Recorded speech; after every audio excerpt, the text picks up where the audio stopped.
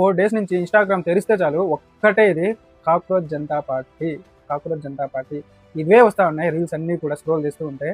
So ఈరోజు అయితే దీని గురించి అయితే మనం మాట్లాడుకుందాము.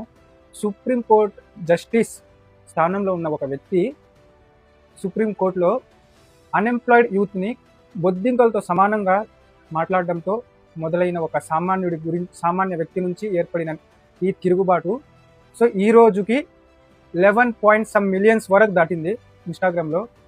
సో కేంద్రంలో అధికారంలో ఉన్న పార్టీ యొక్క ఇన్స్టాగ్రామ్ అకౌంట్ 12 సంవత్సరాలు పట్టింది 8 మిలియన్స్ వరకు రావడానికి. అయితే ఇతనికి మాత్రము 4 డేస్లో 11 మిలియన్స్ వచ్చాయి.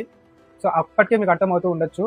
సో మన ఇండియన్ గవర్నమెంట్ మీద మన యూత్, ఇండియాలో ఉన్న యూత్ ఎంత నిరాశ నిస్పృహలతో బతుకుతూ ఉన్నారు అని అయితే.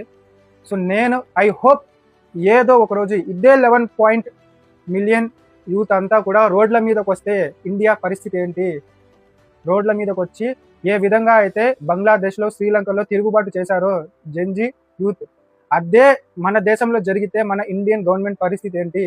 ఐ హోప్ ఆ రోజు ఏదో ఒక రోజు ఖచ్చితంగా త్వరలోనే వచ్చే 5 సంవత్సరాల్లోనూ 10 సంవత్సరాల్లోపు ఏదో ఒకరోజు వీళ్ళ అవినీతి, వీళ్ళ యూత్లో వీళ్ళు పుట్టిస్తున్న ఒకరి మీద ఒకరికి రిలీజన్ పరంగా కానీ ఇంకా వేరే విధంగా ఏ విధంగా అయితే వీళ్ళు ఒకరికొకరు నచ్చకుండా చేస్తూ ఉన్నారో, మా చిన్నప్పటికీ ఇప్పటికే చాలా అంటే చాలా వేరియేషన్ ఉంది ఒకరికొకరికి.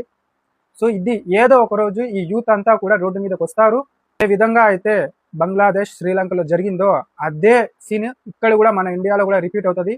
ప్రతి ఒక్క యూత్ కూడా కళ్ళు తెరుచుకుంటా ఉన్నారు. ఇప్పుడు ప్రతి ఒక్కరికి అర్థమవుతుంది మన ఇండియాలో ఏం జరుగుతూ ఉంది అనేది.